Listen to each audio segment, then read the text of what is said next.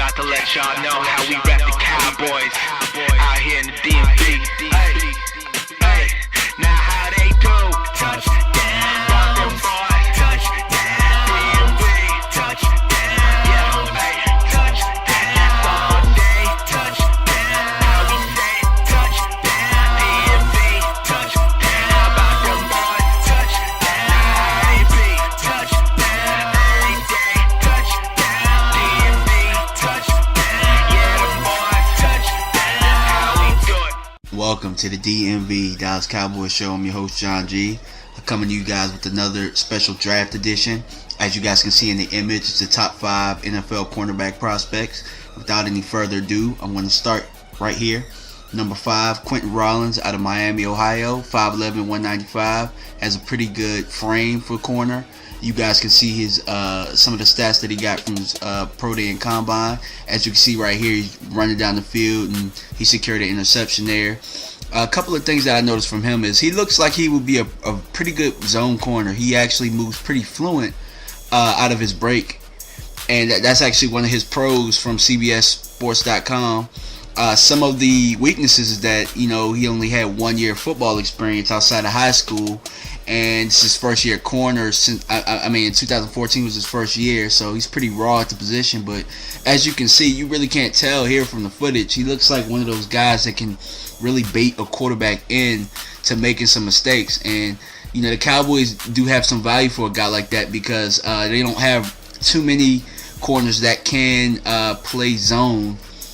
So a guy like that who's very instinctive and has ball skills might be somebody that the Cowboys really could use in the second round, which is where he's projected. Number 4, we got P.J. Williams from Florida State. This guy is pretty physical. That's one of the things that stands out to me. From what I see, some of his strengths are impressive combination of speed and fluidity and physicality all in one. And you know, that makes an ideal outside corner. But some of his weaknesses is that he can be a victim of his own aggressiveness and give up a few big plays trying to attempt big passes. But they say he compares to Charles Tillman. I could very well see that. He's pretty physical. He's there to contest the ball while it's there in the air, and he's pretty pesky. You got to have some guys like that on your roster. He could fit with the Cowboys if he is in the second round. The Cowboys decide that they need a corner there. He very well could fit the mold. And as you can see right here, he's contesting the pass. Right here, coming up, making a play. The Cowboys very well could use a cornerback to come up and be physical in the run game. And, you know, just somebody that's just the ultimate pest because, you know, the NFC East has those lineup of receivers. Number 3, we got Marcus Peters out of Washington. He's projected to be first or second round, but to me, he's probably the best corner in the draft, and he has some kind of character issues. That's why they have him as low as he is. But as you can see, he's very physical, not afraid to stick his head in there and tackle at all. Has a nice frame, 6 feet, 197, 17 reps. I mean, the one thing that people are going to look at is 4.5 speed, but you got to realize that there's a trend where you need taller guys because quarterbacks and receivers are getting too good at the jump balls and the back shoulder fades, and that's one thing that he does very well is get his body in between the receiver and the ball and the back shoulder. So you're starting to see some of that stuff here, and when you have taller guys at corner that have the size, they make up for some of that speed with their ability to jump. Like he has a 37.5 vert. And the one thing that you want to look at when you're looking at stats is you want to look at shuttle, and 4.08 isn't a bad time at all. 3-cone drill, 7.08, not bad at all. And he's just showing right there in that highlight, he's showing his ability to, you know, do little tricks of the trade to make an incomplete pass. And right there, he's there to make a big tackle when he needs to. Really, in the Cowboys type of scheme, you really need a guy like that who's very physical, not afraid to set the edge as far as being a cornerback, and somebody who can just complete tackles, because at a couple of times during the year, the Cowboys just, you know, when they did struggle, they were having a hard time making tackles. So bringing a guy like this could add value. And right there, you see the ball's in the air and he's making a play on it. I mean, I think that he could be a very good fit for the Cowboys, who very well could use somebody to play cornerback. Kevin Johnson out of Wake Forest. This is the next guy's projected in the first round. Another 6-foot corner, another 4'5" guy. But what really impressed me about him is his ability to change direction, and you can see that in some of his stats, where he ran his shuttle was under 4 seconds. It was 3.89, which is much faster than everybody else that you're going to see here today.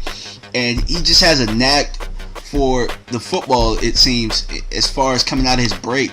From what I understand, he has very natural cover skills, very light on his feet. Not very intimidating hitter, but he gets the job done. To me, he reminds me a lot of Orlando Scandrick, the way he approaches the game. Pretty tough. Pretty tough, pesky. You need guys like that. I already said that earlier, but I can't emphasize that enough.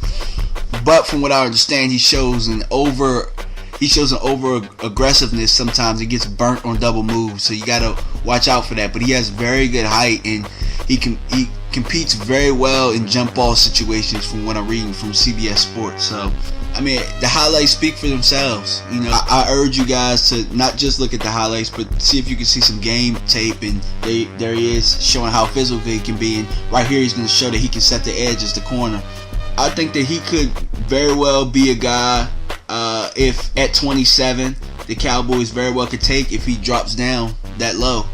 That would be pretty cool. And Trey Waynes from Michigan State, obviously the class of the draft at the cornerback position, 6 feet 186. This guy right here, he's the swag of the draft at cornerback position. Like, if I had to compare his swag to anybody, it's the guy who's probably arguably the best corner in the game, and it's Richard Sherman right now. And honestly, if we're being real with ourselves, Michigan State really produces some pretty tough NFL prospects.